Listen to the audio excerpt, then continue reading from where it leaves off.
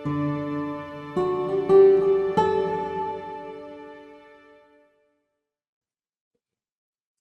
the Department of Agriculture family, our colleagues in the DA Bureau of Agricultural Research, to our farmers and fisher folk, good morning. My name is Christina S. Estrada from the Knowledge Management and Information Systems Division of the DA Bureau of Agricultural Research, and I will be your host for today's seminar. So this seminar is the second seminar this October. October is one of the more bagyuhing months in the country, and us Filipinos have been known for our resilience, not just sa bagyo but other calamities as well. Today, we are going to talk about a different kind of resilience. It is one that is faced by our farmers, but specifically for one of the primary crops in our country. Specifically, the title of the seminar is Strengthening Corn Resilience, IPM-based Fall Armyworm Management in Region 2. But before we introduce our speaker and formally start the knowledge sharing, again, yung usual reminders natin. So, one, please comment your location and affiliation para alam natin kung hanggang saan ang naaabot ng ating serbisyo sa bar and of course the seminar series. And two, please follow our social media pages. So, facebook.com/DABarOfficial or search nyo lang DA Bureau of Agricultural Research. And on Instagram, please follow us at DABarOfficial. And of course, yung policy po kasi ni Meta, pinapatanggal niya na yung live videos in 30 days. So if you want to revisit past seminar episodes, follow niyo lang po yung YouTube account namin. So it's youtube.com/@DABarOfficial. And for now, we will be posting one form only, the attendance sheet, and you have to answer it right before the lecture ends at around 11:30 for certificates. Usually po, I post it around the last 10 slides of the presentation. Then lastly and most importantly, magtanong po tayo sa ating expert kasi she's not always here. Without further ado, we will be meeting our expert in a moment. With a strong foundation in crop protection, she specializes in integrated pest management, biological control agents, and biopesticide research and application. Her expertise spans pest and disease surveillance, field diagnostics, and the development of sustainable crop protection strategies. Since joining DA Cagayan Valley in 2017, she has been actively involved in both research and extension work. She has contributed to the development of localized IPM strategies for key pests affecting corn, rice, onion, and other crops in Region 2. Her fieldwork includes pest monitoring across Isabela and Nueva Vizcaya, database management for regional surveillance, and rapid response coordination during pest outbreaks.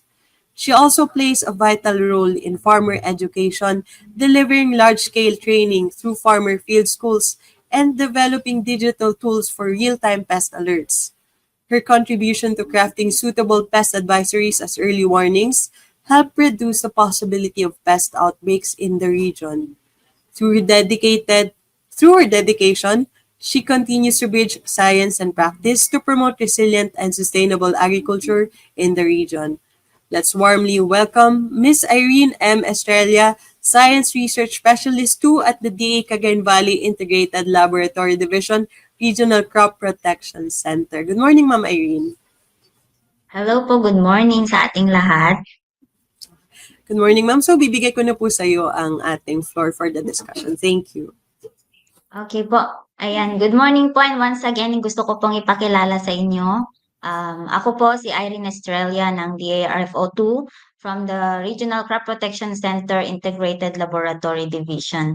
So, I will be sharing with you po about the scaling out of the developed IPM for corn fall armyworm Spodoptera frugiperda in frequently infested corn areas dito po sa Region 2. So this project po ay pinondohan ng National Crop Protection ng National Corn Program through the DE BAR And ayun po, in-initiate po talaga ito actually ni Director Junel Soriano. So we are very grateful and thankful po dun sa grant ng fund nitong aming project. So as you can see po dun sa inyong slide, ayan, meron po dyan yung first photo ng unang na-record na fall armyworm sa Pilipinas at yan po ay nakita at natagpuan sa Region 2. So hindi naman po kami sa proud na ilagay yan dyan, but kami po yung unang nakadiscover na andito na po pala si fall armyworm. So next slide, sir.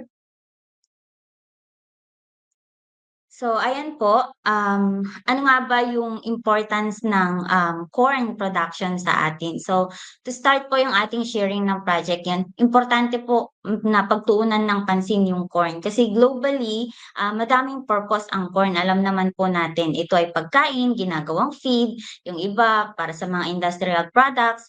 Malaki din yung contribution nito sa economy natin and napakahalaga nito sa mga feed and biofuel production. So sa ating bansa, corn ang pangalawa sa importante sa pananim, next to rice, and around 6,000 households po ang umaasa ang kabuhayan dito, and 50% po nito ay para sa feed supply and livestock and poultry. So, sa Region 2, although makita niyo diyan sa aking slides na 0.81% yung kanyang share sa white corn, importante pa rin siya kasi nga nagsisilbi talaga siyang food sa ating mga kababayan. And in terms sa yellow corn naman, 31 to 04% ang aming share sa national production. And actually, as of last year, Region 2 pa rin po yung remains to be the top producer of corn in the country. Kaya nga lang, nagkaroon po ng mga malaking suliranin sa peste mula noong 2019. So, noong 2019, kagaya nga po nung sabi ko kanina, 2019 unang nakita yung fall armyworm na nasa picture. And na-observe po ito sa Piat Cagayan noong June 7, 2019. Ito ay after lamang ng aming training with the Bureau of Plant Industry about sa binabantayang bagong pest na fall armyworm sa mga karatig bansa po natin. Noong March lang po yun nangyari. And as you can see dito po sa slide, next po, sir. Yan, dito po sa ating slides, makikita natin yung map ng 2019 and 2023. So napakabilis po ng pagkalat ng FAO sa aming region. From 300 hectares affected ng 2019, last quarter lang yan ha, and 44,000 of hectares na po ang affected by 2023. And umabot ang infestation range po nito 30 to 90%. May iba pa nga umaabot ng 100%. So mataas at malawak ang mga affected area. Kaya nga nag-initiate po ang ating office, ang RCPCO2, the Regional Crop Protection Center, na mag-develop ng strategies to manage nga itong fall armyworm pest. Ayon sa aming yield loss research noong 2019, kapag 25 to 30% na ang FAO infested stage pa lang, maaaring makapagdulot ng 50 to 53% kung ito ay hindi maagapan or mapabayaan. Kung walang gagawing management of fall armyworm in that specific area. Next slide, sir.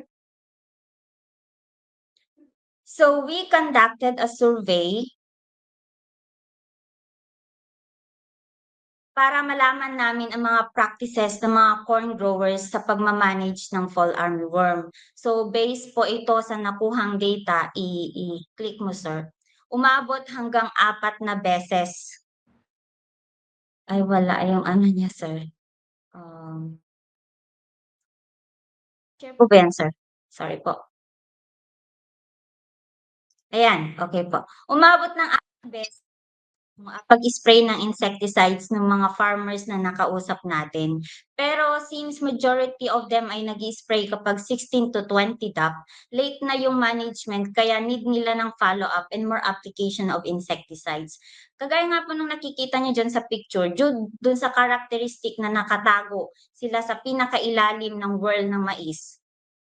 Kung mag-i-spray ng chemical, at yung usual na practice na spraying, madaanan, is not enough talaga at hindi maaabot yung fall armyworm na nandun feeding inside the world. So what we did po, nag-conduct kami ng mga on-station research to address yung pest at naging maganda yung result nito. Kaya nag-propose kami to scale out yung IPM nga na project.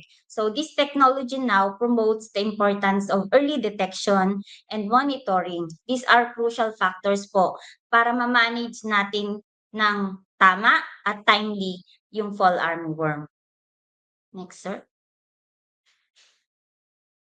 So, dito sa picture dito sa slide na 'to, gaya nga na nabanggit ko kanina, ang region namin alone, report pa lang 'to galing sa aming office, umaabot na ng 9,680 metric tons ang nawala sa corn production or posibleng nawala sa corn production nung 2023. So, doon sa 44,000 hectares affected ng Harabas and yung estimated na value nito in peso is actually 136 million based po doon sa aming computation. So malaki ang impact ng fall armyworm sa corn production sa ani ng mga farmers at sa kanilang kita. So yung second photo na nakikita ninyo, 100% infestation yan, affected at early stage and late management na yung late na yung management na in-employ ng ating mga magsasaka. Next slide, sir. So as part of our technology development efforts po, we identified yung threat nga talaga itong fall armyworm in corn production and talagang malaki yung impact niya sa yield. So to address this, we initiated trials to screen resistant corn varieties and determine FAO's preference host plants. Yung na-identify din po kasi pala namin doon sa aming monitoring na halos lahat po ng varieties ng corn is puwedeng i-attack ni fall armyworm. So, we also conducted efficacy trials of biological control agents kasi po ang mga ito po ay available sa aming region like Trichogramma, Metarhizium, and earwigs. So, kasama na rin po diyaan yung paggamit or yung pag-test namin ng chemical insecticides na approved ng FPA for pest or for FAO management. So in addition po, we integrated cultural practices na maaaring nakalimutan na at hindi na natin ginagawa pero importante pala para makatulong sa management ng mga pest ng ating crops. So ma-reduce niya yung mga pest pressures. Naglagay din po tayo ng mga pheromone lures para ma-monitor yung fowl population. Nilagay po natin ito sa mga areas na mayroong hotspot based po doon sa ating monitoring sa ating office. So after po ng trial ng mga different components na ito, nakapag-come up po kami ng magandang strategy na gamitin against fall armyworm. And yun na po yung tinatawag natin corn form IPM ngayon na naging maganda yung result ng data ng ating trial on station. So, in-establish po natin siya dito sa Isabela. So, naglagay po tayo ng 25 sites na corn FAO IPM ang gagamitin and other 25 sites na yung usual practice po nila ang kanilang gagawin. So, nung ongoing na yung project, nagkaroon na ng mga trainings, ayan. So, si mga farmers, umattend ng mga meetings, pinakita sa kanila kung paano i-apply yung mga BCAs, paano gamitin.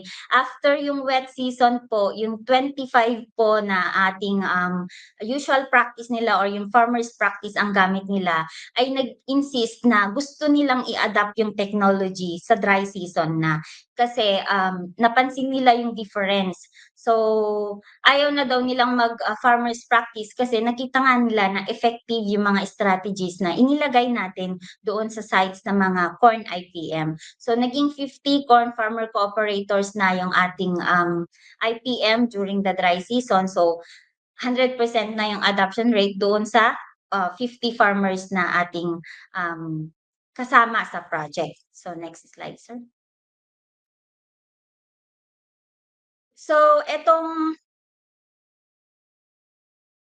technology description nito ay FAO IPM corn fall armyworm. So,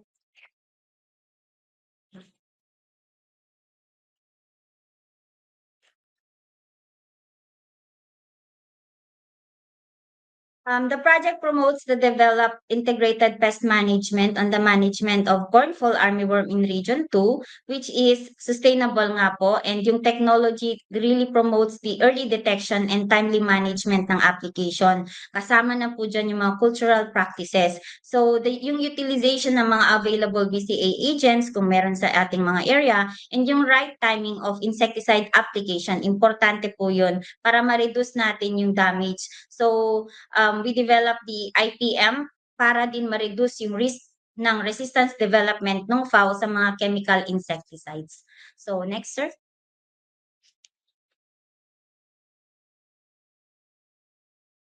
So itong IPM na ito, isang holistic approach to control. Hindi lang po basta spray lang tayo ng insecticides, which is yun naman po talaga yung pinakamadaling paraan para i-manage ang mga insect pests. So itong technology na ito ay pinagsasama-sama nito ang iba't ibang strategies upang epektibong mapuksa yung mga fall armyworm habang of course protected yung ating kalikasan and yung tao mismo na nagmamanage ng fall armyworm. So kung chemical lagi ang ginagamit natin, of course nalalanghaptan natin yung mga poison na ginagamit natin sa kanila. So sa IPM laban sa FAO ng mais, mahalagang unang hakbang yung talagang monitoring. Lagi naming ine-emphasize, kailangan i-monitor, kailangan tignan natin ng mabuti, nag-field scouting tayo, tignan natin yung mga sintomas, tignan yung mga damages. So paggamit din ng pheromone is important. Ayan, paggamit ng mga BCA ay paulit-ulit namin ini-inculcate na importante na gumamit ng ibang pamamaraan para ma-manage yung mga insect pests. So ang strategies na ito ay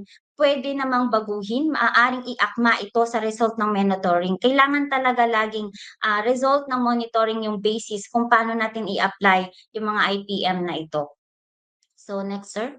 So ang first step na nilagay natin sa ating project is yung kailangan bumalik tayo sa dating nakasanayan.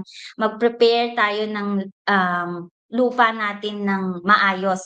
So based din sa aming interview sa ating mga local farmers dito sa Ilagan, inaararo lang nila ang kanilang taniman 14 to 16 days bago magtanim. So instead na ayun nga, araruhin lang nila ng once. Ang recommendations po natin is 2 beses na ayusin or i-prepare yung lupa. At 12 to 16 days after planting, kailangan ma-prepare and pinuhin yung lupa by 5 to 19 days after planting. So mahalaga yung mga ito kasi part din siya talaga ng ITM at dahil FAO pupa ay maaaring manatili sa lupa matapos yung cropping season, available po sila doon. Kung hindi natin dinisturb yun, maaaring nandun pa rin sila at dadami yung kanilang population within that area. So mababawasan yung possibility ng reinfestation kung nagagawa natin itong technology or yung steps na ito. So sa pagdaan naman ng lupa o yung pagpino, dinudurog kasi nito yung tipak ng lupa or yung harrowing na tinatawag natin. Maaaring nagkukubli dun yung mga FAO, yung ibang mga peste at makakatulong ito, kung ginagawa natin ito, makakatulong siya para maantala yung kanilang breeding sites at hindi na tuloy sila makapagparami pa. So next, sir. So nag-install tayo ng pheromone traps upang agad matukoy yung presence ng FAO sa ating area. So ayon dun sa mga results ng aming project, an average of 64 adults moths ang nahuhuli kada linggo. Ang ibig sabihin po nun, may 10 bawat araw. Ang pagkahuli ng 10 male kada araw, parang indication din po nun na equivalent to 5 to 10 females din siya. And imagine po, ang fall armyworm ay mabilis magpadami dahil ang mga FAO females ay maaaring mangitlog ng up to 2,000 eggs at 100 to 300 per clusters. So kapag may nahuling adult doon sa inyong pheromone traps na nilagay for monitoring, ibig sabihin nagko-call pa po, na po siya ng control measures. So next, sir. So sa step 2, based sa pheromone lure traps natin, di ba, nakita may 64 adults na. So ibig sabihin, kailangan na ng intervention. So itong earwig na ito, ang ginagawa nito is kakainin niya yung lahat ng stage ng mga insect pest na nandun sa field. like fall armyworm. So kaya kakainin niya yung egg, kakainin niya yung adult, kakainin niya yung pupa, and yung larva na mas maliliit sa kanya. So para mas maging effective siya, inirerekomenda po natin na ilagay ito 0 to 5 days matapos o bago magtanim. Ang mga irwig ay generalist predator kaya maganda silang gamitin, and since nandun na sila early before yung planting or yung pagtubo ng halaman, nandun na sila, nakapagparami na sila doon, and ang irwig ay magandang ilagay bago magtanim para mas effective yung pagkontrol niya dun sa mga maliliit na larva ng fall armyworm kapag napisa na po sila. So next, sir. So meron din tayong next na biological control na gagamitin. Ito yung trichogramma. Ito ay mga parasitoids. So nilalagay din po ito 5 to 10 days recommended na pinapalagay natin pagkatubo ng mais yan, 5 to 10 days. Kasi ang kinokontrol po nito ay yung pinakamarupok or yung vulnerable stage ng fall armyworm, yun yung egg stage. So kapag merong trichogramma, hindi na natin hahayaan na mapisa pa yung mga naiitlog ng mga adult na fowl para mapigilan, of course, kasi 'di ba sabi ko nga kanina 2,000 yung pwedeng iitlog nitong isang adult na fall armyworm. So 'pag sa mga ganitong trichogramma ang gamitin natin, mas protected yung ating mais laban sa fowl at nakakatulong din siya sa paggamit ng insecticides. So ang paggamit ng trichogramma ay malaking factor doon sa management. So next, sir. So dito sa slides na ito, yung nabilugan ng red, yan yung mga monitoring kasi ine-emphasize talaga natin importante na tinitingnan natin yung estado ng ating mga taniman, kung ano nga ba yung kanilang status in terms of pest na nandun. So diyan sa ating recommendation, kapag nakita natin na merong 10% below ang infestation after or nitong 13 to 16 DAP, I think. So maglalagay tayo, mag-i-spray lang tayo ng mga EPF or yung entomopathogenic fungus na tinatawag like yung Metarhizium and Beauveria. So kapag naman ang infestation based sa monitoring natin ay umabot ng higher than 10%, ang ibig sabihin po nun ay kailangan na po nating mag-apply ng mas malakas na management strategy like application of chemical insecticides. Pero kailangan pa rin talaga nating tignan after 3 to 5 days after spraying, ano yung status sa field. So kung ganun na naman po ulit, nakita natin 10% or higher, yung dalawang option po na yun, mag-spray ng EPF or mag-spray ng chemical, yun po yung pwede nating gawin. Pero syempre, kailangan po nating i-take note sa pag-a-apply ng chemical insecticides, yung mode of action na tinatawag po rito. So yung mode of action ay tumutukoy dun sa partikular na paraan na inaapektuhan ng pesticide yung insect. So kapagka ang nakalagay po doon ay para sa nervous system, para sa digestion, or paralysis, etc. Yun po yung kailangan nating i-record. Kaya importante po din yung recording ng mga ginagamit natin na mga chemical sprays. So importante din na ini-note natin doon yung mga active ingredients. Yan. Kasi maaaring yung isang active ingredient ay hindi pwede sa specific na pest. Yan po. So next, sir. So ito naman yung actual strategies na ginamit natin sa field. As you can see po, 5 to 10 DAP, naglagay tayo ng mga, meron ng 10% incidence ng more than 10% incidence ng FAO. So ang unang ginawa po dito sa ating field ay nag-apply talaga ng chemical insecticide para po mapigilan na yung population build up. So gumamit lang tayo ng chemical dito. Take note po natin na once lang po tayo gumamit ng chemical. And after 30 DAP, di na tayo nag-apply ng interventions. Pero may mga cases din itong sa mga cooperators natin na naka-experience ng delay ng application ng mga biological control agents. So napansin natin na doon sa mga areas ng mga taong yun, hindi medyo mas mataas ang incidence ng FAO sa kanilang area compared to those who followed yung specific na time na pag-apply ng trichogramma and yung earwig na tinatawag natin. So uulitin ko po, hindi naman kailangang sundin yung nakalagay diyan, mag-base pa rin po tayo dun sa infestation, sa monitoring, and kung paano natin i-turn or pagsunod-sunodin yung mga applications ng ating mga interventions. So sa next slide po is video kung paano gamitin yung mga ating biological control agents. So panoorin po natin. Mga hakbang, pwede na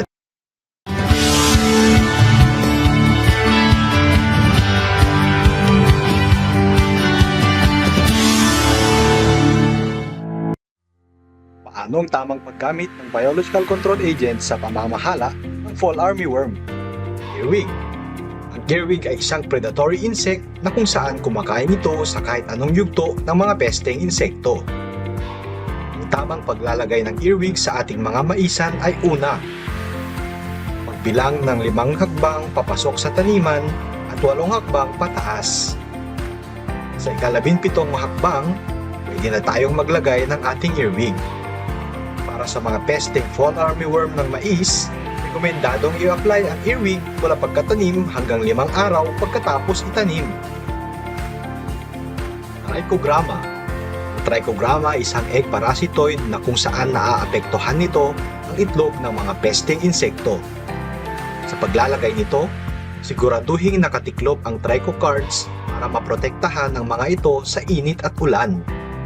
Ilagay ang trichocards na nakaharap sa pananim para sa diretsong pagpisa nito malapit sa halaman.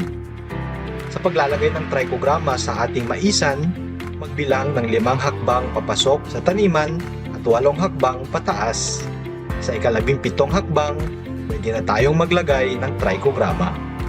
Para sa pesting fall armyworm ng mais, rekomendadong i-apply ang trichogramma mula 5 hanggang 10 araw pagkatapos itanim. Entomopathogenic fungi o EPF. Ang EPF tulad ng metarhizium ay mga kaibigang amag na ginagamit natin sa mga pesteng insekto. Kailangan ng 4 hanggang 5 pakete ng metarhizium, liquid soap at tank sprayer. Isalin ang liquid soap upang magsilbing sticker ng metarhizium. Maghalo ng 4 hanggang 5 pakete sa isang 16 liters o katumbas ng isang knapsack sprayer. Ilipat sa knapsack sprayer ang mga nahalong metarhizium. Salain ito upang maiwasan ang pagbabara sa ating sprayer. Para sa fall armyworm, maaari itong i-spray 5 to 10 DAP, 13 to 15 DAP at 22 to 30 DAP o araw pagkatapos itanim ang ating mga mais.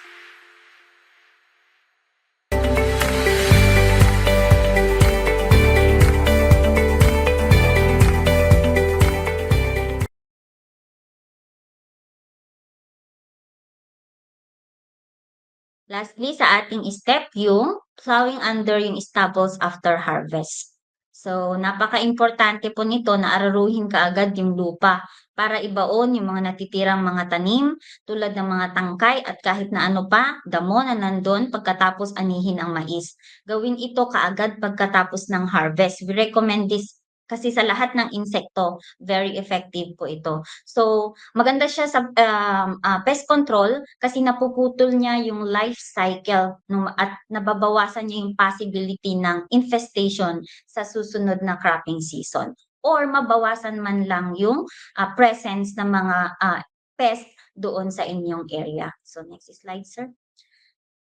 So, sa sinagawang study namin, nakikita na malaki din yung difference talaga ng paggamit ng IPM versus doon sa mga hindi po gumamit nito. So, average percent incidence ng FAO sa mga non-IPM cluster areas, nakapagtala po tayo ng 76.20% incidence, while sa IPM managed fields, bumaba po yung kanyang incidence ng 21% para sa mga GM corns. Sa open pollinated varieties naman, mas malala yung naging sitwasyon ng non-IPM kasi 80% average incidence ang nailagay compared sa 20 to 39% sa OPV. So dahil dito, ayan, nabawasan kahit paano, no? Hindi naman namin sinabi na totally pero nabawasan kahit papaano yung yield loss through yung IPM technology natin. So bukod pa dun, makita natin dyan na mas mataas yung presensya ng natural enemies ng 66% compared doon sa mga non-IPM clusters. So tumutulong yung biological control ng FAO at iba pang mga peste doon sa yung mga natural enemies na yan sa pag-manage ng mga FAO pest na nandun sa ating bukirin.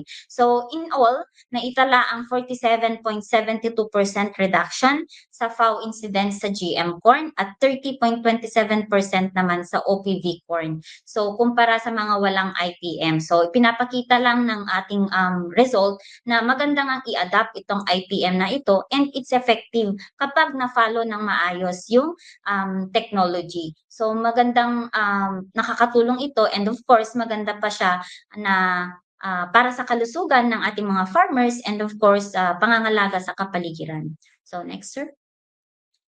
So, kinuha rin natin yung actual yield mula sa mga cooperators natin at sinisiguro natin na okay yung ating result or yung datos o tama yung nakukuha natin na yield ng ating mga farmers. So, ang ating mga kasamahan dito sa research ay may ilan silang mga pinupuntahan na dinaluhan na mismong time kung kailan nag-aani yung ating mga farmers and based po dun sa ating result, mataas yung ani ng mga nagtanim ng IPM intervention ng 42% kesa doon sa mga non-IPM fields sa dry season. And sa wet season naman, bagamat nakita natin na medyo mababa kasi ang overall yield niya ay alam nyo, ang daming experience nitong wet season namin eh. Pagtanim namin, ayan, okay naman yung weather. Pero nung pagkatanim, bumuhos ang ulan at tuloy-tuloy-tuloy. And then after na tumubo at seedling stage, ayan, hanggang reproductive, abay, nagkaroon naman ng sobrang haba ng drought. At nung anihan na po namin, na-experience din po yung mga bagyo. So ayan, so ang dami pong reasons kung bakit mababa and kung titignan natin na 3% lang yung yield increment ng IPM dito sa IPM managed fields compared dun sa non-IPM. So malinaw na yung maganda yung benepisyo ng IPM and sa dry season kasi nakita natin no kapansin-pansin yung good results in terms of yield. So next, sir. So same trend ang makikita natin sa ROI, yan. Makita natin na mataas yung return of investments ng gumamit ng mga IPM versus dun sa non-IPMs. Next, sir. So bilang bahagi po nung tawag dito, yung i-share yung technology natin. Nagsagawa po tayo ng iba't ibang promotional activities upang maipakita at maipamahagi yung mga technologies na nabuo sa ating project.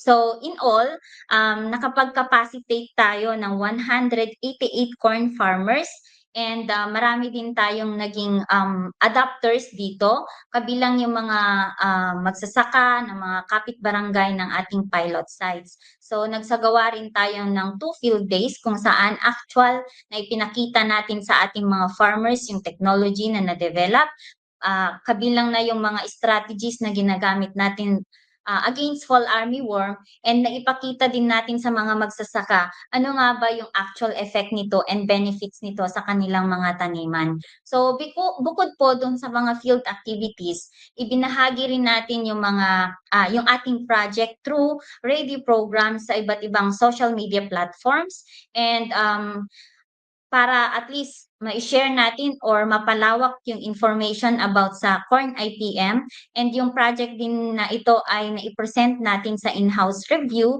and as a result po nakuha po natin yung best paper during the conduct of the in-house review sa aming region. So ayan, kasama yung mga key stakeholders po dito at yung mga iba't ibang mga sektor po. So, dagdag pa yan, ibinahagi rin natin yung result ng ating recommendation or yung ating corn fall armyworm IPM sa National Corn Program. So, i-share po natin ito sa mga regional corn coordinators sa iba't ibang region. So present po ata sila lahat that time sa Silang Cavite. And para naman ma-share natin yung kaalaman and yung mga karanasan natin doon sa IPM technology and kung ano yung magandang benefit po nito sa ating mga magsasaka. So yan po yung mga hakbang na ginawa namin to introduce yung technology sa ating mga magsasaka and iba't iba pong mga stakeholders. So next, sir. So, ang ating mga beneficiaries ay smallholder corn farmers. Ayan. Siyempre, sila po talaga yung una nating mga immediate na recipient ng ating technology. Sa mga local government units, ayan, magsisilbing katuwang po natin sila sa pagpapatupad ng IPM technologies po natin. So, dapat sila din ay marunong gamitin yung ating technology. And yung mga research stations po natin na nagpo-produce din ng mga corn, nagpi-breed ng mga corns natin ay pwede nilang gamitin itong technology na ito. And yung API po ay pwede nating itap para makapagbigay ng capacity building support sa ating mga magsasaka and extension workers about the project. And of course, mga universities and yung mga private sectors na maaaring maging katulong natin para i-kampanya yung IPM against fall armyworm and other farmer cooperatives and associations. So, mga technology na ito ay, ang layunin nito is paunlarin talaga yung ating corn farming na maging sustainable siya and maging mas ligtas na paraan kung paano i-manage yung mga pest, specifically yung fowl po. So, next, sir. Meron tayong testimonial videos. Let's play po. Ilocano po ito, no? So, kung mga hindi po nakakaintindi ng Ilocano, ay please. Paano ang tamang paggamit ng biological control agent sa pamamahala ng fall armyworm? Earwig. Ang earwig ay isang predatory insect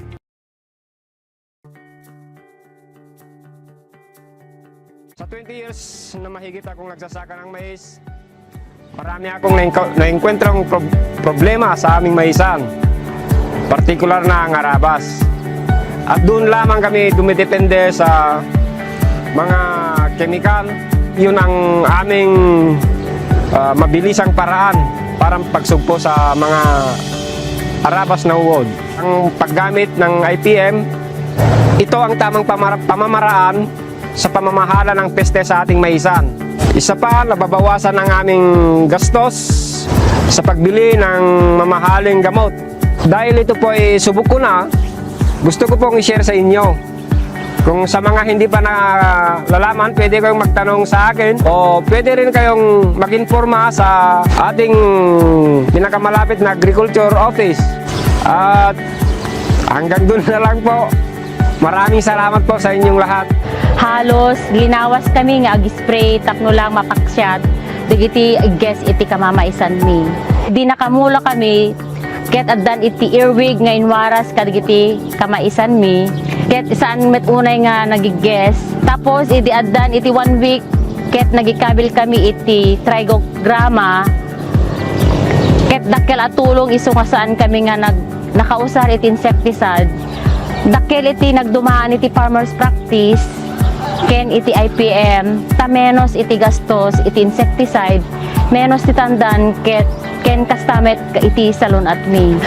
In suroda kami no kasano nga usaran iti earwig no paraan niya kadagidya iti trichogramma, metarhizium ket ti panagkunak ket dakkel rin na itulong na atoy hanlaeng kadagiti ni mulmula no di ket parapay kadagiti salunat iti agkumkuman gaputa awan una iti malang abda nga insecticide nga mabalin nga makaperde iti salunat da bayat iti panag-spray da wenno panag-apply da kadagiti nga banbanag iti mulmula no di ket pati dagiti ni mamais ket naragsakan da gaputahan da unay nga mapasaktan kadagiti adu unay nga insecticide wenno pesticide nga iyak apply mi idi maminado kami nga gispray iti insecticide tapno iti kasta ket malapdan ti panagaduda ngem gapo ta idi ket hammi pa nga ammo iti talagang makapatay ka dagiti nga insekto nga ket nagbasit iti apit mi idi dakkel pagyamanak iti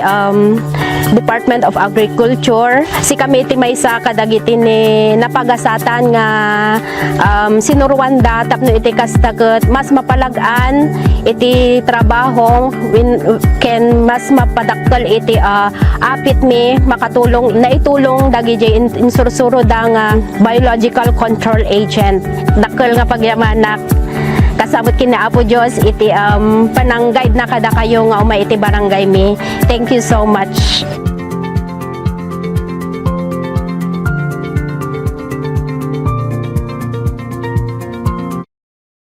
During the project. So next slide, sir. So ayan, ito naman yung mga experiences, challenges, and solutions dun sa ating project. So actually kanina nabanggit ko na yung mga challenges, no? So yung mga farmers natin as per experience, na-reduce nga po yung kanilang paggamit ng pesticide na madalas umaabot hanggang 2 to 4 times. So yung mga non-IPM cooperators natin nag-shift kaagad-agad sa IPM technology, and yung mga participatory hands-on trainings natin like FFS ay talagang napaganda or na-improve natin yung knowledge and skill ng ating mga local farmers in terms of pest management, especially dun sa fall armyworm. And of course, yun nga, na-experience natin yung, iba't ibang weather at that time, lalo sa wet season. And nalaman na, kailangan i-ano natin yung mga technologies na ito. And sa challenges naman, ayan, talagang kailangan ng yung demand monitoring, kailangan talaga labor intensive siya. So, ang isang part dito is babaguhin kasi natin yung practice ni farmer. So, ang practice kasi nila, pupunta sila doon kapag 16 to 20 days na. Pero dahil dito sa ating technology, kailangan as early as 5 days ay may monitoring nang nangyayari. So, ayun nga, unpredictable yung weather, and sometimes nami-miss ng ating mga local cooperators yung application ng mga BCAs. And for the solution, kinapacitate natin sila, pinaintindi natin sila kung ano nga ba yung characteristic ng FAO, ano yung pwede niyang maibigay na kawalan sa ating mga farmers, ano yung mga possible na pwede nating gawin para ma-manage ito. And doon naman sa problem ng misapplication, ayan, tumulong ang ating mga technical staff sa application ng mga BCAs if needed po. Next slide, sir. So, sa ating team members, we have, ako po, ang project leader, and ang aming boss, si Ma'am Minda Flor Aquino, Sir Roynick Aquino of CBRC, Engineer Mark Lu Mauricio, ang aming study leader, Clarissa Sebes, Miss Rochelle Alvaro, Sir Alvin Longboy, Sir Jose Mariano, to our RTD, Ma'am Kay Olivas, and sa ating red po, si Ma'am Rosemary Aquino. So sila po yung mga kasama natin during the conduct of the project, and yan po yung photo ng ating group during the field days of our project po. So that ends po yung ating talakayan, and salamat po sa pakikinig. Irene, congrats po for the Best Paper Award sa in-house review nyo, and thank you din po sa interesting and comprehensive presentation on the sustainable pest management of the fall armyworm in corn.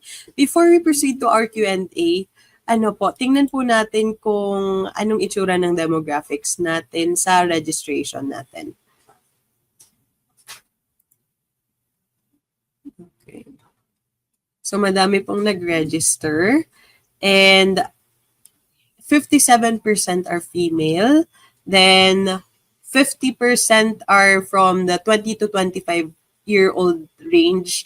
Tapos followed siya by 26 to 30 years old at 23%. Then the 31 to 35 years old. So ito po yung usual na demographics natin. So ngayon, yung mga 20 to 35 years old, around more than 75% ng ating ng ating registrants, and followed by the 36 to 40-year-olds at 66.8%. In terms of location, pinakamadami po Central Luzon at 10%, followed by it's Cagayan Valley at 12%, followed by Central Luzon at 10.4%, Calabarzon, but all the regions are well represented. Occupation po, madami po tayong estudyante. That's 1/3 of the registrants, followed by 28% agriculturists and 7.6% professors or educators. In terms of agency po, state universities, 34.6%.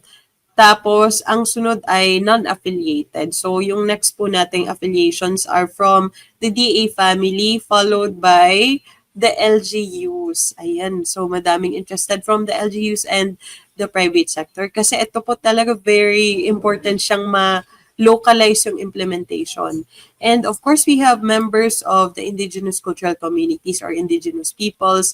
Meron din po tayong mga kapatid with PWD, and of course, members of the farmer or fisher folk cooperatives and associations such as San Sebastian Farmers, Malig, Pro-Organic Farmers Association. Tapos, meron ding Mantang Rain-Fed Rice and Coconut Farmers Association, and Banlag Herona Farmers Agriculture Cooperative.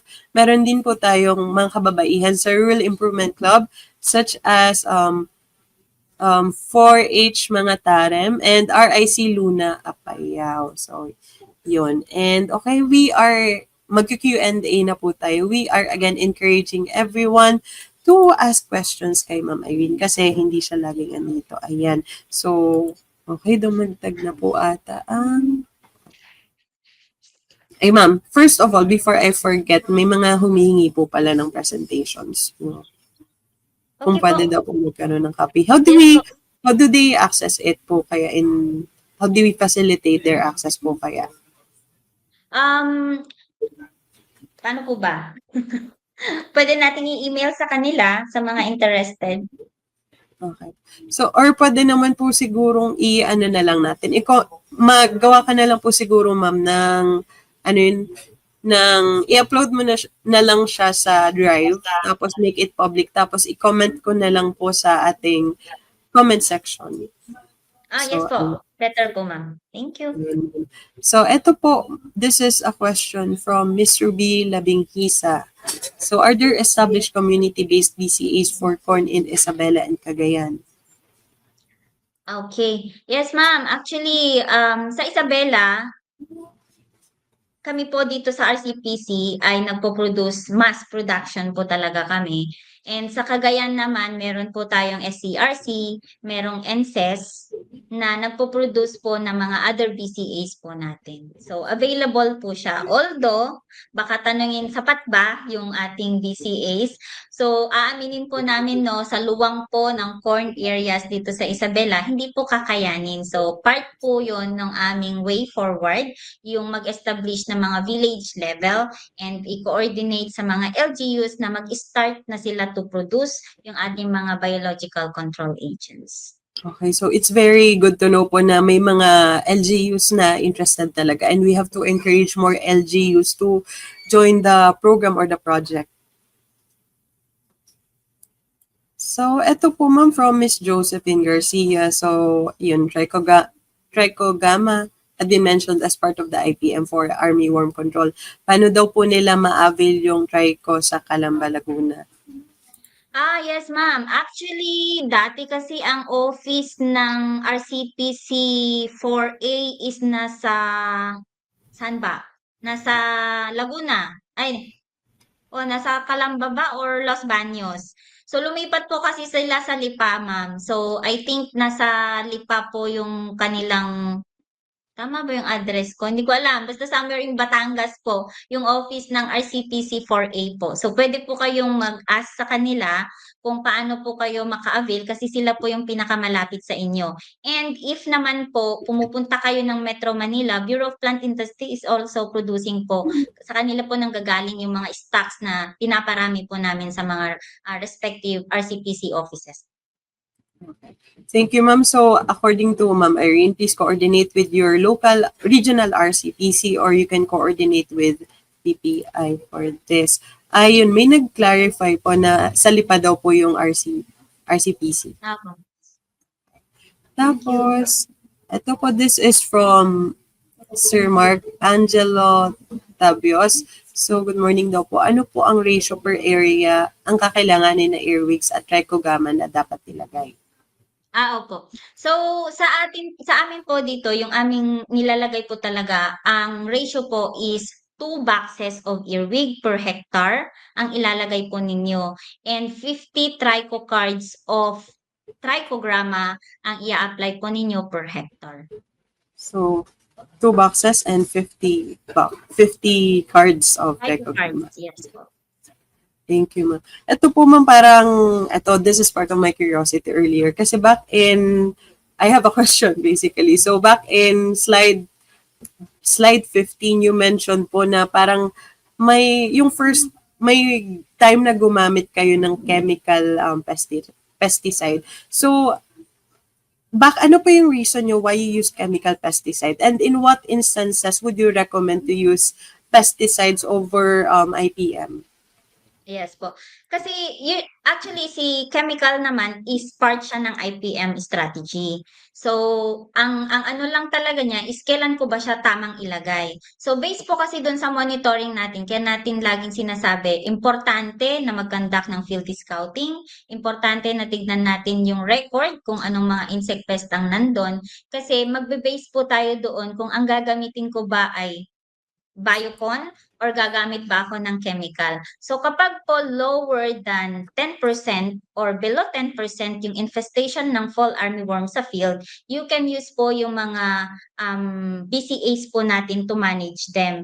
Pero kung more than 10% na po yung infestation, around 15, 20, 30, ganyan na po, importante na mag-apply na po ng chemical para po agaran yung management ng mga presence ng larva doon sa area.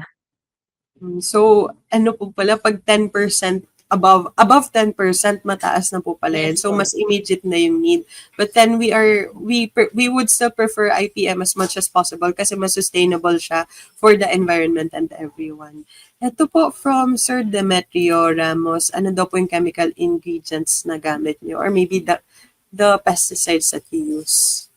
Yes po. Actually po, based po kasi sa result ng aming initial study, isa sa mga magagandang active ingredients na lumabas ang magandang result ng kanyang efficacy against FAO is yung lambda-cyhalothrin, spinetoram, and lufenuron is pwede, azadirachtin is actually pwede. Ang azadirachtin is tawag dito? Organic insecticide.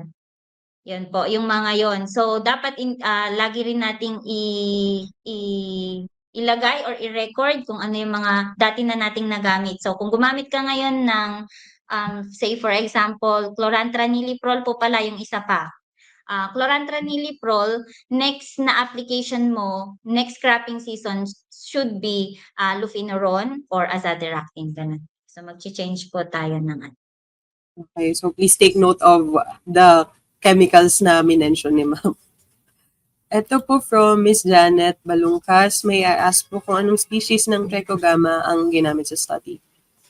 Yes po. So, ang ginamit po natin ay Trichogramma chilonis, ma'am. Kasi siya po yung pwede sa ibang species. Usually, ang dati kasi nating pinoproduce, ang Trichogramma chilonis kasi talaga is for vegetables. Kasi nga, ang mga insect pest na lepidopteran pest na nandun is earworm, armyworms, mga ganun po. Cutworm, pwede po siya doon. So, ang pang-corn kasi talaga na pinoproduce natin is yung Trichogramma japonicum.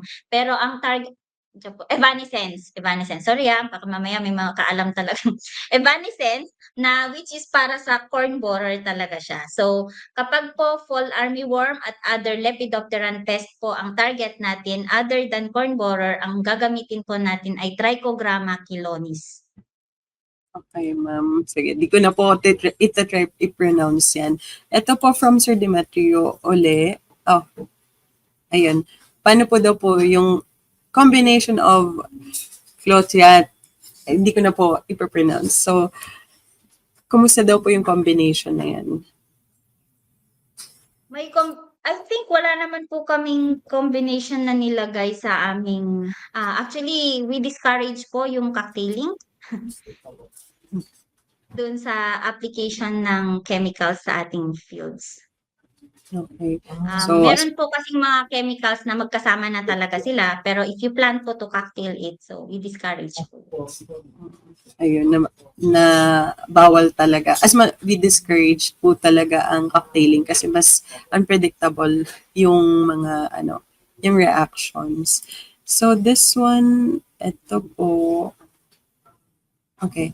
So, how often should trichogramma be applied in a type 2 climate condition?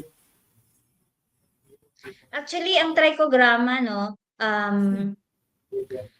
pwede mo siyang i-apply. Basta, kasi 'di ba kanina, paano natin i-apply, tinutupi natin siya. So, in case na umulan, protected siya. In case na umaraw, protected pa rin siya. So, pwede mo naman siyang i-apply. Basta ang pinaka-recommended lang po namin, i-apply po natin siya early in the morning and late in the afternoon. So, kung nabagyo naman siya, kailangan mo talaga siyang i-replace. So, ganun lang naman po. Usually, ma'am, yung cards po nila, gano'n siya katagal nagsistay? Actually, matibay yung cards, ma'am. Tapos na po yung harvesting, nandun pa po yun. So, it lasts months. Wow. Okay. Ito po from Miss Josephine Garcia. Time daw po ng application of chemicals in terms of corn growth stage. So, nagbe-base po kasi tayo sa infestation. Kung gaano kataas yung infestation, saka lang po tayo mag-a-apply ng chemical. Actually, as early as 10 DAP, pwede na po tayong mag-spray if infestation is higher than 10% po. Okay, thank you, ma'am. Then, okay, ito po from Miss Demi Salazar Medoranda. Good morning daw po. Applicable daw po ba ito sa other crops?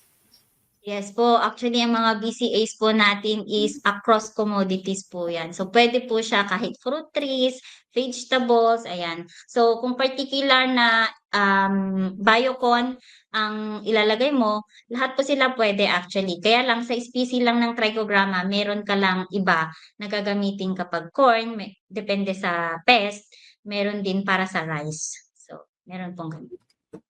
So, generally applicable. Ma'am, yung, di ba po may FAO din ang, ang onion?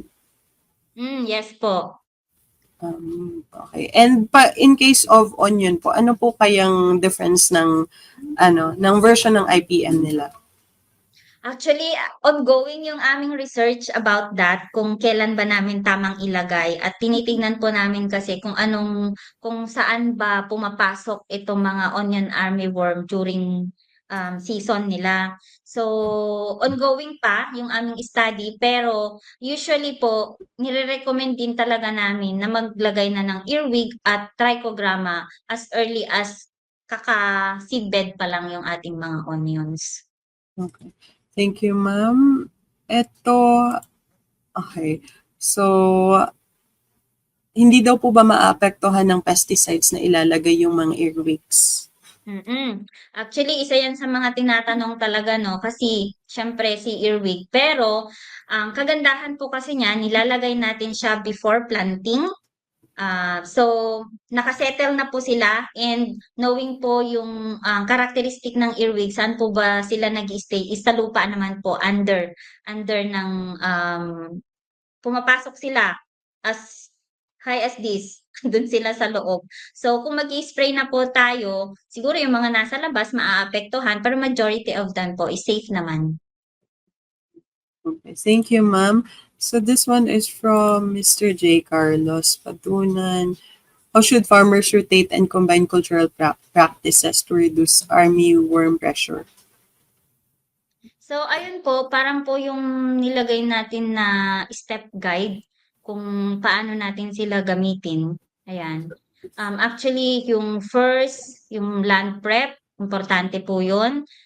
Sundin po natin yung application nung trichogramma and earwig is dapat masunod po talaga yon. Yun po yung mga hindi natin lalampasan. Ang iro-rotate lang po natin yung application ng chemical based na doon sa monitoring natin ng pest pag nandun na tayo sa kalagitnaan ng vegetative up to reproductive stage. So, importante din po yung last step natin kanina, yung araruhin kaagad yung farm fields bago po pag po gusto nating pagpahingahin yung lupa. So, hindi lang natin siya pagpapahingahin, nabulol na ako, sa yung lupa ng ganun lang, iniwan yung mga residue, kundi dapat na tractor na din siya para po, yan po, maiwasan po natin talaga yung build up ng panibagong population ng mga armyworms. Okay, so just follow the timeline or the process. Ma'am, ito po ba may IEC po ba kayo nito? And how can other people from, especially from outside region, to access it? Yes po, actually, meron kaming mga produce na mga IEC materials. Nag-mass produce na nga po kami for Region 2. Actually, na-share ko na rin po itong mga IEC materials po namin with lahat po ng mga regional corn coordinators ninyo nung nag-join po ako sa meeting nila noon sa Silang Cavite. So, pero kung gusto pa rin po ninyong ma-access yung mga IEC materials po namin, we will also parang yung suggestion mo kanina, ma'am, pwede po natin siyang i-public. Okay. So, thank you, ma'am. Tapos, ayun. So, if you want more information about this, just contact your local RC Regional Crop Protection Center, and pwede din po ang BPI. Yes po. Okay. So, this one is from Gino Concordia. Is trap crops effective po against FAO? And anong particular crops daw po yung pwedeng gamitin? Actually, ginagamit nila yan sa ibang places, Pero base po kasi, although oo, effective siya, pero kung ang tanim mo ay OPV, yon, preferred nila yon. Talagang kahit may ibang crops po yan, yung white corn po talaga yung pupuntahan nilang una. So kung magta-trap crop ka, OPV, kasi sila yung unang gusto nilang puntahan. Pero yun nga po, ang fall armyworm kasi is halos 300 species of crops ang pwede niyang maging host. So halos lahat po ng meron tayo sa ibabaw ng lupa ngayon ay pwede nilang gawing pagkain. Pero kung pipili sila, based sa aming study, yung corn pa rin ang kanilang preferred food.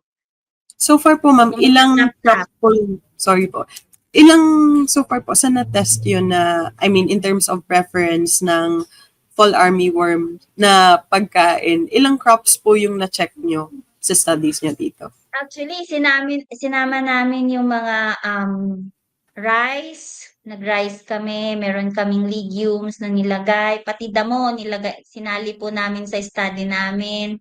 Ano pa nga ba yun? Marami po kami mga nilagay na mga gulay-gulay na nilagay doon. Pero, ang pinili po niya, actually, sorghum nilagay po namin doon. Sorghum, ano pa ba? Basta marami po eh. Hindi na kasi masyadong matandaan yung mga iba naming ginamit. Pero, based po doon sa result niya, corn pa rin po yung gusto niya talaga. Okay, very loyal to corn. But then, if manage po natin yung fall armyworm, so malaking tulong to sa ating ibang crops. Okay, so this one is from Sir Marty J. Zakal. What type of season to apply trichogramma? And paano daw po kapag in-apply mo siya na mainit naman tapos biglang umulan later on? Ayun po. Kaya po yung trichogramma natin, sayang na hindi ako nagdala ng sample. Tinutupi po natin yon kasi protection po niya yun against sunlight and against rain. Matibay po yung cards. Sabi ko nga kanina, kahit natapos na yung planting season, buhay pa po yung card nakasabit doon. Thank you, ma'am. And so far, last questions from our audience. So this is from Gempol Galsano. What indicators are used to determine when to apply control measures under IPM principles? Ayun po, based po kasi result ng study namin as early 5 days na lumabas na po yung dahon ng FAO tuloy, ng mais, Ayan, meron ng damage si fall armyworm, meron ng infestation, meron ng makikitaan mo na talaga siya na yung presensya nila doon. And based din po doon sa ginagawa nating pheromone lure traps, kapag meron ka nang nahuli, ibig sabihin meron ka nang kailangang i-manage. Kaya po yung application po natin nga ng earwig is 0 to 5 and application ng trichogramma is 5 to 10 days. So, nade-determine po yung pag-apply ulit ng mga control measures depende doon sa result ng monitorings na kinakandak natin sa field. So, very observable po talaga to, ma'am. Ano po ba yan, ma'am? Pag halimbawa may nakita na po ba kayong isa, let's say may nakita kayong symptom na tinamaan na siya ng FAO, does that mean na malala na po ba or not necessarily? Usually kasi, kapag kami nakita ka ng isa, after few days, madami na po yun. So, kailangan po talaga yung agarang management. Actually, yung 1 day na may na-observe ka ngayon, after 1 day, mataas na yun the next day. So, yung application talaga is dapat abrupt, lalo na kung FAO yung pinag-uusapan natin. Okay. Pero mabilis po talaga siya dumami at kumalat, no? So anyway, ma'am, this will be the standard last two questions. So second to the last question would be, ano po yung message or words of wisdom mo to the researchers sa ating agri-fishery sector? So ayan, no, alam ko maraming mas magagaling dyan regarding sa mga research and whatsoever. Pero gusto ko lang pong i-share na importante pa rin talaga na tignan natin yung i-practice natin yung IPM kasi nakita namin dito sa Region 2 na nung gumamit talaga ng chemicals ang ating mga farmers, mas lalong nag-grow or dumami yung fall armyworm infestation sa lahat ng mga farmers at mabilis ang pagkalat niya. Pero based dun sa ating study na paggamit ng IPM, malaking tulong po yung bawas man lang kahit ilang porsyento lang ng population na natanggal doon sa pwedeng makaapekto sa mga second or next na planting season po natin. So, kung may study po kayo, pwede rin po kaming maki-join. Ayan, gusto po namin. And kung meron po kayong mga ma-share na mas magandang practices, pwede open po kami para i-accept po yun. And kung gusto rin po ninyong mag-study at samahan po namin at i-collaborate po tayo ay welcome po. So, yun lang po, ma'am. Okay, thank you, ma'am. So very open po si na Ma'am Irene sa collaboration, sa research and implementation. And yun nga, parang as much as possible, we should do practices that are sustainable to the environment. Kasi pag puro tayo chemical, baka maka-develop na ng resistance ang ating pests and diseases to that. And tayo din lang magsasuffer eventually. And yung message niyo po, ma'am, to our farmers and pati na din fisher folk. Ayan po, sa ating mga local farmers po, nagpapasalamat kami at kapag kami mga ganitong, lalo dito sa Region 2, ma'am, sobrang open po sila na i-receive po ang aming mga intervention. So, nagpapasalamat po kami. Alam mo po, yung mga 50 farmers po na kasama namin during the conduct of the trial, very cooperative po sila. Kung ano po yung sabihin namin, yun po yung gagawin nila. Kung kailangan po nilang umattend, a-attend po sila. And part po yun sa pinagpapasalamat namin kasi ang mga farmers dito sa Isabela ay napakamasusunurin po actually. Kapag meron po silang mga taga-agriculture, ayan na-appreciate naman po nila yung ating mga tulong. And yun po, actually kayo po yung mga customers namin. So open po kami na pumunta po kayo sa amin and if you needed po yung mga help or yung mga technical na pwede naming i-support sa inyo, open po ang office ng RCPC, lalo na po sa pest management. And yung buong DARFO2 po ay open po to help you po basta po kaya po ng aming kakayanan or kung ano yung mga resources na meron po kami. And gusto ko lang din pong kunin yung chance na pasalamatan po. Napasalamatan ko naman na po yung team namin kanina. Marami po silang pagod, kaming pagod dito sa study na ito. And gusto ko pong pasalamatan yung aming mga boss dito sa DARF02, syempre sa aming Red, Ma'am Rosemary Aquino, sa ating mga RTDs po, Ma'am Kay Olivas and Doc Roberto Busanya po, and sa aking boss, Ma'am Minda Flor Aquino, thank you po for the opportunity to work with you, and sa aming chief po sa ILD, Dr. Liz Zulueta. So, salamat po DE Bar sa fund, and salamat po National Corn Program po sa binigyan niyo po kami ng opportunity na mai-conduct ko yung aming trial. Thank you so much, Ma'am Irene, for generously sharing your expertise and passion to the public. And it's very good to know that the side of the researchers, the government, and other sectors, and yung mga farmers natin, very harmonious yung relationship. At sana magtuloy-tuloy pa po to. So, Ma'am, we have a certificate. Oh, yeah. Go po. Wait lang po, may nakalimutan po ako. Actually, city government unit po ng Ilagan ay ang ganda rin po ng kanilang coordination with us. Pag kulang po yung mga kailangan namin, materials namin, andyan po sila to support. So, maraming salamat po sa inyong suporta. So, yun na po. Sana po mas madami pang LGUs ang mas makipag-collaborate sa atin sa inyo kasi especially ito pest management, ang hirap nito pag nasa taas lang eh. Dapat talaga yung mga nasa ground, yung mga malapit sa pinaka-problema, sila talaga yung nakakagalaw kasi sila ang mas may power over this. So, really hoping for a more harmonious relationship, collaboration in the future. So, ma'am, we have the certificate for you. We'll just find a way to send this. So, I'll just be reading the certificate citation for now. The DA Bureau of Agricultural Research awards this certificate of appreciation to Ms. Irene M. Estrella for sharing her invaluable knowledge during the DA Bar online seminar series, Strengthening Corn Resilience, IPM-based Fall Army War Management in Region 2, held on the 23rd of October 2025 by StreamYard and DA Bar Facebook page. Given this 23rd day of October 2025 in Diliman, Quezon City, signed by DA Bar OIC Director Sir Joel H. Lales.